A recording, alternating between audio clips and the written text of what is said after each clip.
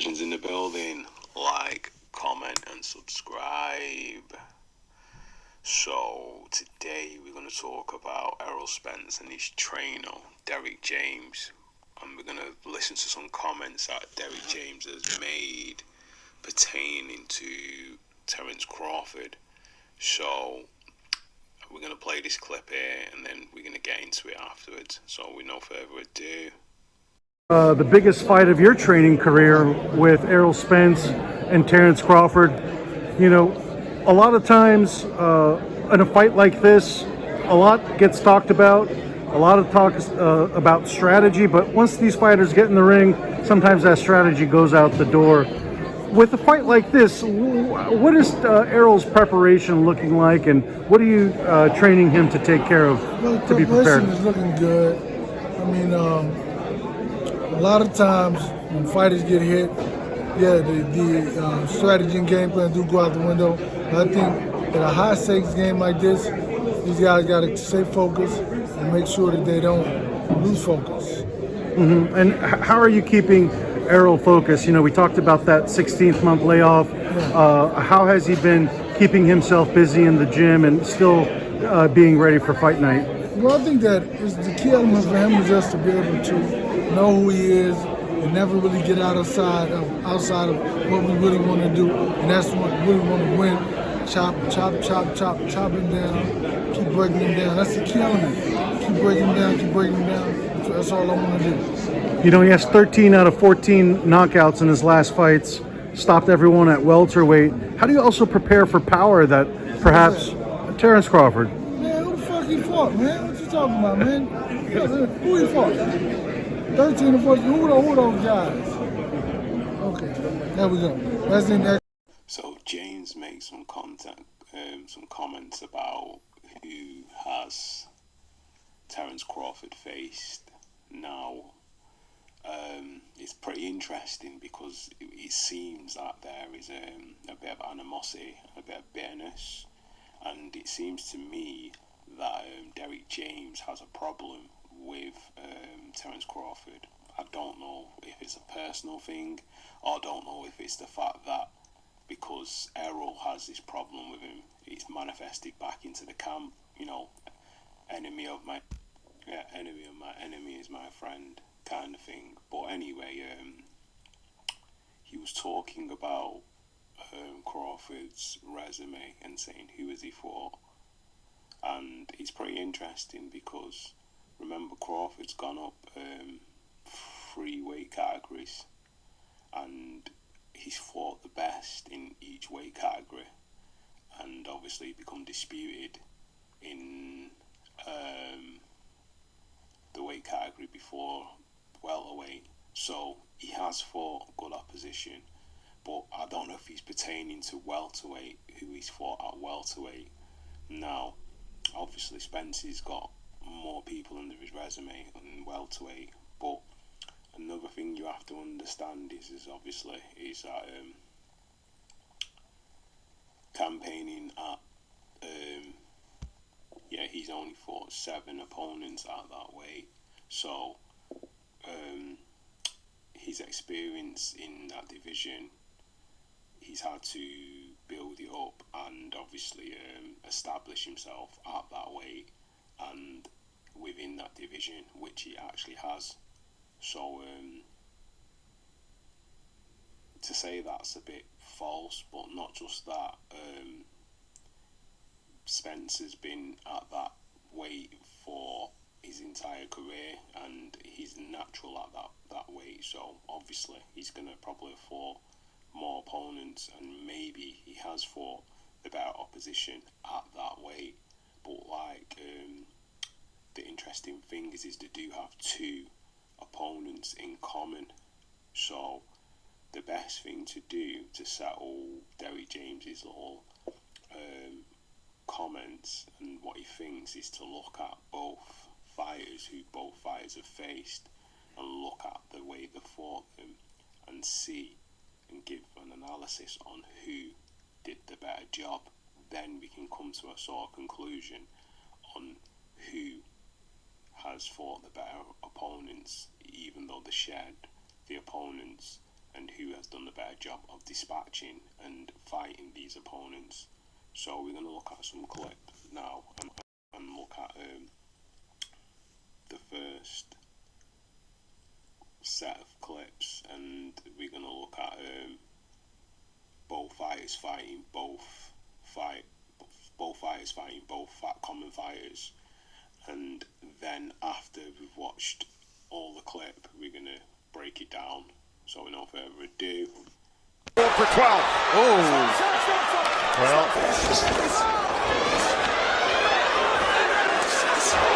Spence off balance, and it was just a situation where he was off balance. Here we go. If you look at this, here goes Errol Spence leading with that left hand, landed right on the button. That was a here you see where he's doing that herky-jerky move, and Spence is a little off balance. He stepped on his foot too. Oh, he stepped on his foot as well. That's what made him trip like that. Yeah.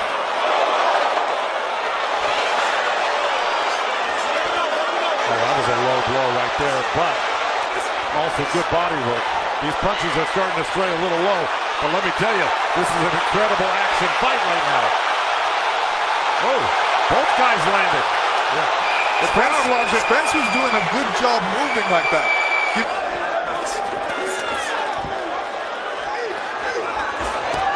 These guys have to watch out right for their heads right now.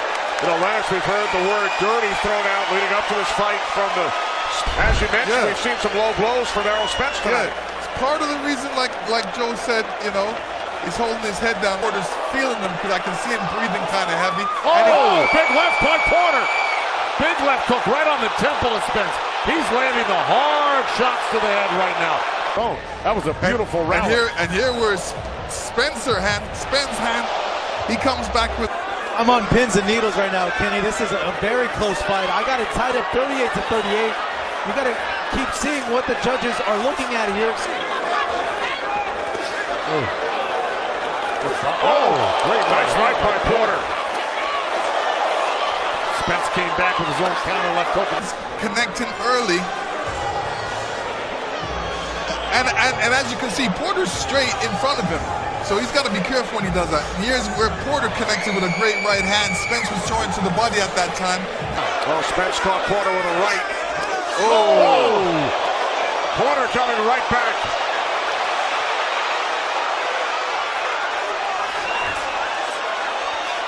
Oh, man. Whoever didn't tune into this fight is missing something really special right now. On both sides of the equation. It's really a great fight. The danger zone.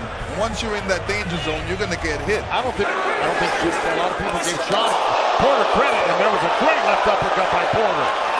Final seconds, round 10.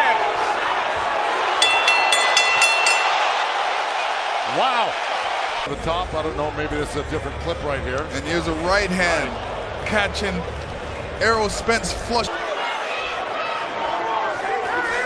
1 minute remaining and Spence! Spence said that's what he wanted to do. Sean Porter was in the middle of a punch right there and he got caught right on the chin. Exactly. And here it is. You can see, right on the chin. Right when he was throwing a punch. Right. And this is what happens when you're in the middle of throwing a punch and you get hit. It's more of an effective shot because, boy, it's like you're not expecting it at that moment. All you're expecting is throwing your punch. Boom. That was a beautiful short left hand. But while Sean was starting to throw that left hook, he dropped his right hand.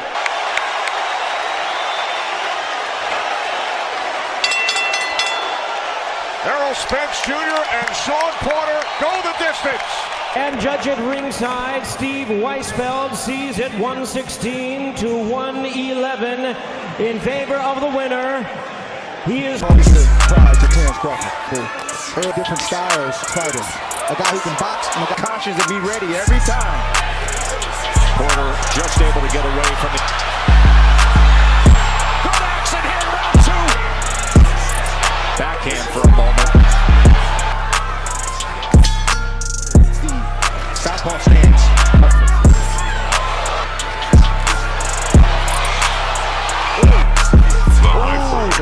It's very... See that I was talking about that Sean Porter. But you see Crawford is not thinking about Terrence Smith or throw something. Open up, and when he opens up, you...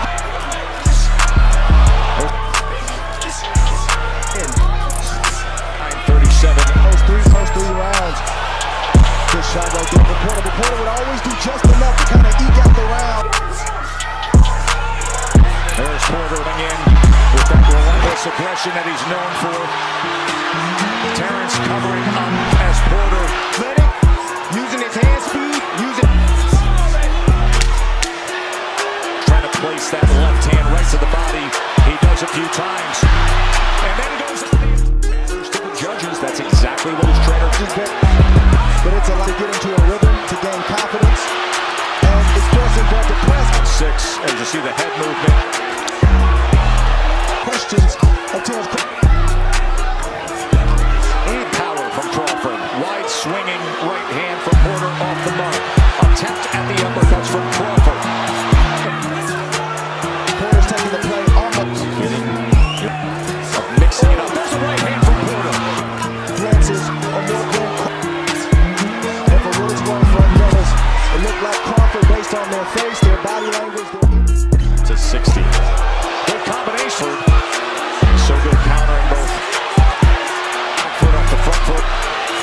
And now sharp shooting to the in control, and he's clean right hand from Porter. And another one.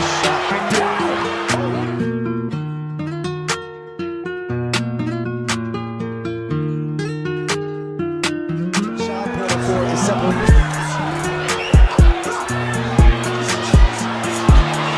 Left hand to the body. So the body punches 28 yards. The knockdown scored in round 10 by the champ.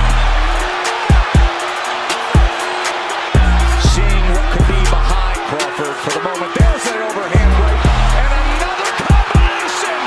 Beautiful work by Crawford. As it's over, Terrence Crawford has just stopped Sean Porter. One of Brook's weight over 12 hard rounds. This guy's a quality fighter. He's going to sit back. Who loves fighting southpaws. He blew away. Rehydrated, recarbed from Brook. Very positive from Brook. Nice jab. Looking for great reflex. Always had cat-like reflexes, Brook. He timed that right-hand counter beautifully off that back foot. Load body shot early on. There'll be the tactics to work that mid. Gone up to super welterweight and vacated the crown, but he didn't want to go. Not looking out of his depth here. Speed-wise, people thought he might have struggled coming down to the weight. Remember, Spence Jr., a pre-fight betting favourite, just spurs him on. Another body shot from the American. It's so key here. It is. Heads just coming desperately close together there. So keep to the middle, be patient with him, you'll get him. Behind your hand. Stay behind your hand. Errol Spence Jr. in the white with the gold tassels. Fleet fists of Kell Brook, who's got the experience that Spence Jr. and through those 21 wins so far. And the southpaw fight's unorthodox. Kell Brook found his range quite early and having some good success here in the second round. With an uppercut, will he test Spence Jr.'s chin? It was in the Bundu fight. Also got a good win over Chris Algieri. He landed some nice body shots in the first round. And when them shots go in, but this is great response from Kell Brook. I mean, he's getting him away from the counter shot that comes back to him. Brook has definitely found his distance and timing. Not great tactics, but he's obviously confident in his own punching power and his ability to take a punch because he's walking forward. Fraught with danger, this defense. And it's shaping up well. Do you think the all-round experience and ability of Kell Brook, 31-year-old, 4 years older than Errol Spence, but a good left hand there, and he's got real Brook's always had a pretty solid chin. Was buzzed by some pressure. He's got a good southpaw jab, and when he's in close, you can see that strength. Good shot there from Spence, and a body shot that follows. Light on his feet. Errol Spence trying to work on the inside, but Errol Spence with a wry smile on his face. We can see his back foot. Brook having to apply more pressure now because he's had a bad start to the round. Made Brook realise that he's in with a bit of a puncher. Spence looking a bit wild there, a bit desperate. Actually, every single round of every single fight. But now he's under pressure. Now he's in with a southpaw. The orthodox styles. So fast and sharp, and there's the counter punches there. He does it so well, so effective. Real tension here, and there's the right hand of Brook.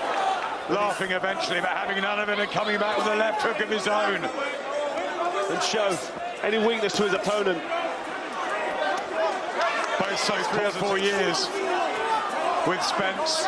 Can he deliver it all to draw on that experience? And you said there, Brook has got the more experience in the danger zone. You know, when it's not going, doesn't mean you can write him off. Not at all. So some really good punches landed already. Now, I mean, it's still a hard fight for him. Errol Spence is still coming, but Brook seems to have set up to right hands great. And up close, he seems to be having the final say in the last one. Dave Paris, Adelaide Byrd, Alejandro Lopez. Brook has said in the build-up he thinks both of them might touch down. They might taste the canvas. Push him back with that left hand and lean on him. It might be that natural size advantage he's got. It could be the toe. Come in at about 11-10 on the night. Will it come down to weight and down to stamina? At this level, let's not forget Brook. Oh, right hand from Brook. Peaching the shot in the Brook switch hitting. Trained on those lines and circles in the Wickerback gym, but Spence Jr. with a right volley here, applying the pressure on Brook. See them, Spencer had him on the ropes, so he just worked, let the shots go for the second. Doing everything right. Now see him hammered at ringside. Important round that fifth. Naz, what did you think? One of 2 others at ringside feel it's closer. Was that a crucial round, the fifth? As Brook starts the second, in powerful as he tries to deliver body shots. Well, Spencer here. We're going to find out, because Brook's work is good. I think Errol Spence has realised when he sits back, he's not middleweight. He took some of Gennady Golovkin's biggest shots. Yes, he didn't win the fight. On his feet against Gennady Golovkin up at middleweight. He wanted to carry on, even with that injury to the eye socket, which is terrible, obscured his vision. Him in the eye, and Steely family's over. He believes the belt's going back to Texas. Right hand from looking strong here, and Spence having a shit punishment to the Texan. Well, Errol Spence really trying to dig his feet into it, letting some heavy shots go, but Brook just looks physically stronger and he's able to push him. I've got Brook a couple up at the halfway stage. Of course, cracking matchup. What happens next? It just seemed to me, Carl, or whatever it was from Errol Spence. He was being busy and he's still letting big shots go, but Brook making it awkward for him. I mean, he throws some... But Brook continues to look strong. Back comes Spence, though. The combination, Errol Spence Jr. and neither promoted. Good about him as he gets a left hook away. I think the pressure from Brook's just slightly slowed down, and that's made a bit of a... Hooks as well got in, and now he looks a bit ragged, Brook. Well, if we ever had any concern, it would have been in the second half of the fight with Brook coming down from middleweight, starting to feel that weight loss. Good session for Errol Spence Jr. How do we know, aesthetically? It could do, I mean, being up at middleweight, and when you look in the shape that Brook was in. Errol Spence Jr. Back right hand comes, but as soon as he's got room and he can utilise those legs. Spence just seems to have that advantage with that. Brook's able to lean on him, but he's landing lead left crosses now, Spence. And it really is fascinating, the zip of the 27-year-old, experience of the 31-year-old. Good shot from Spence. He was just annoyed by a shot there, Kell Brook. Bit of swelling as well. Good work from Errol Spence. Back comes Brook with a couple of clubbing shots. In the head from Brook. And the left eye is swelling badly of Kell Brook. And the face marking up quite badly there, especially around that left eye. Spence Jr. Don't say anything. Has Errol Spence a couple up. Tony Bellew has Kell Brook one up. Darren Barr. How are you seeing it? Well, I've got Brook a couple up. Errol Spence coming on strong.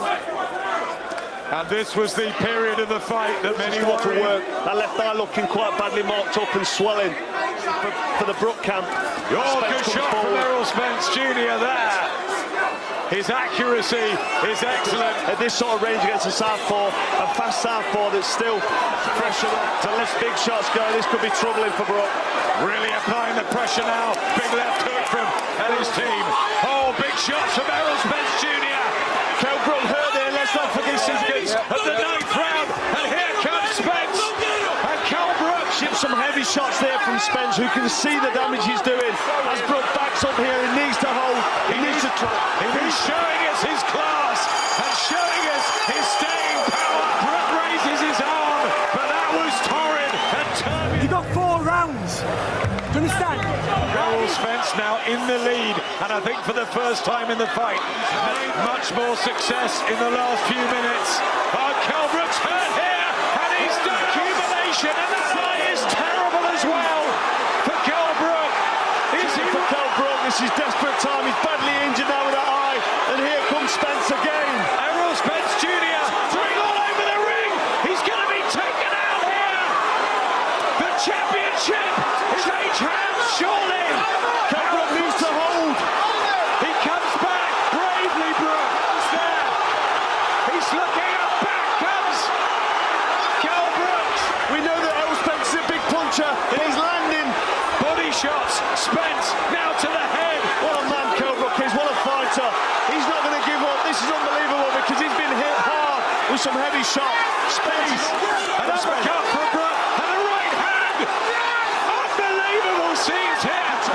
He believes in himself, but even on the end of them heavy blows from Spence, he's still managing to losing there. But somehow he's dragged himself back. They're utilising, fueling off this torrid round for Kell Brook. How he's still in there, still making this competitive is unbelievable. Boxing from both men.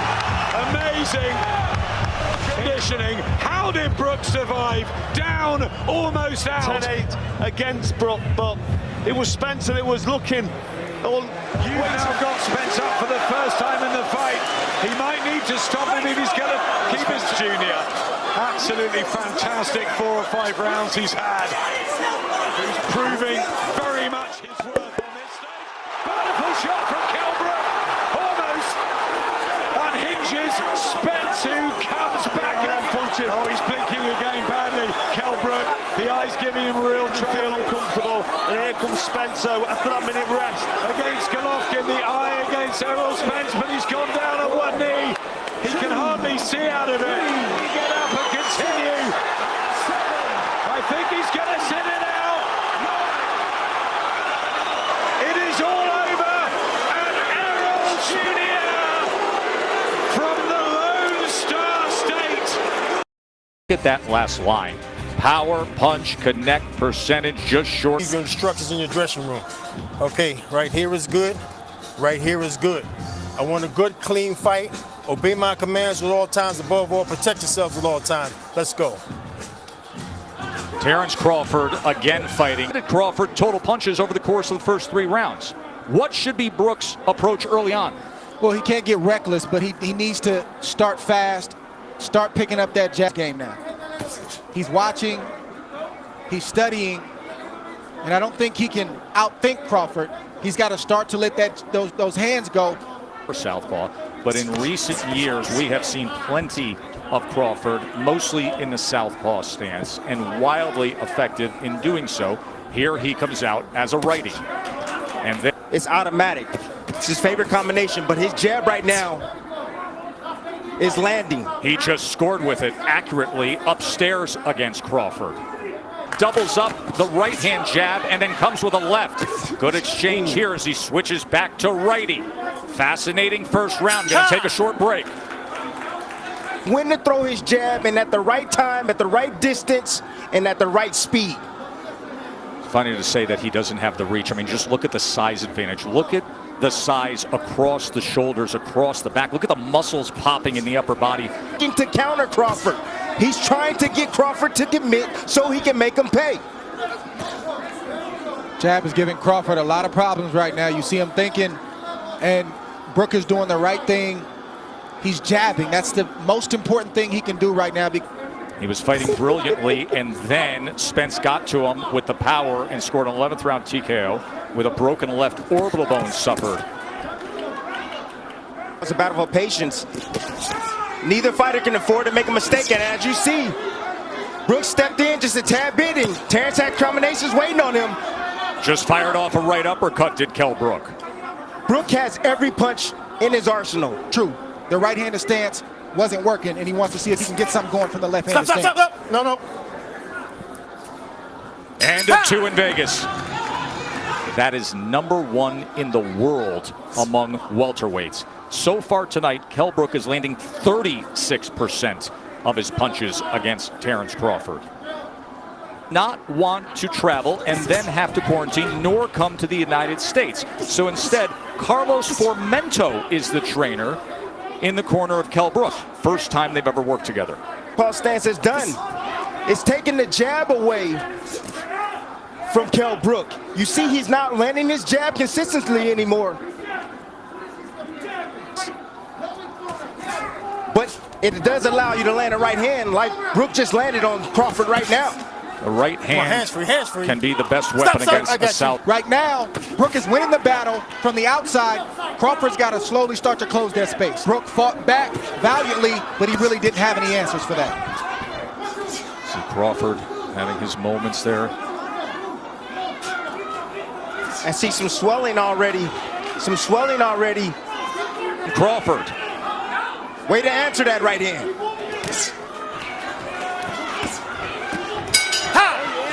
Expects his good friend Terrence Bud Crawford to pick up the pace here.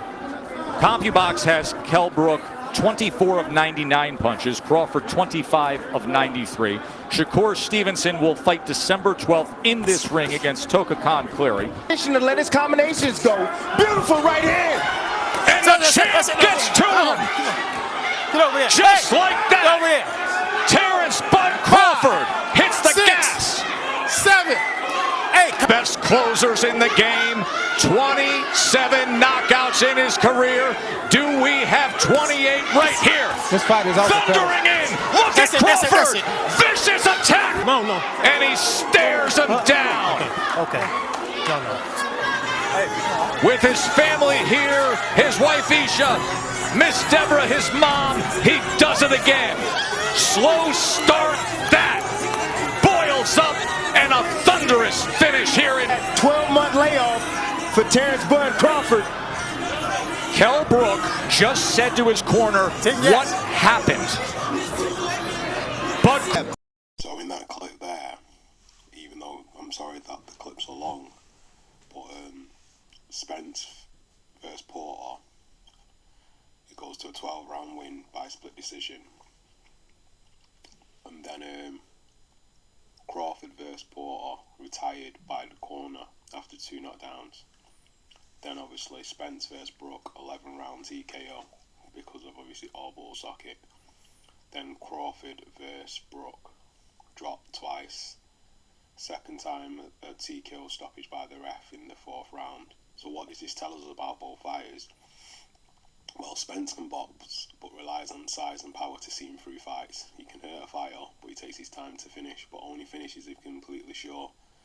When rushed by Sean, he countered effectively, but got caught due to Sean's tenacity and his relentless athletic pressure, smothering style that at times made Errol look average. But as the fight progressed and Sean slowed down, Errol found his spots and landed effective shots and dropped Sean with a peach of a shot in the 11th. It's a pity he didn't finish Porter, but Porter is battle-tested, experienced, and a 2-time world champion with an impressive resume that was unequalled and was undefeated until he fought Kell Brook, common opponent that they both have. And anyway, the Crawford vs Porter fight was a different affair, as Porter's relentless, pressure-swarming, smoking Joe style had moments in the first 4 rounds versus Crawford, but soon was negated by Crawford's reach and ability to hit from a distance, leaving Porter punching at air. But Porter had moments where he cornered Crawford and hit him with a barrage of shots, where some hit but others hit gloves. In those exchanges,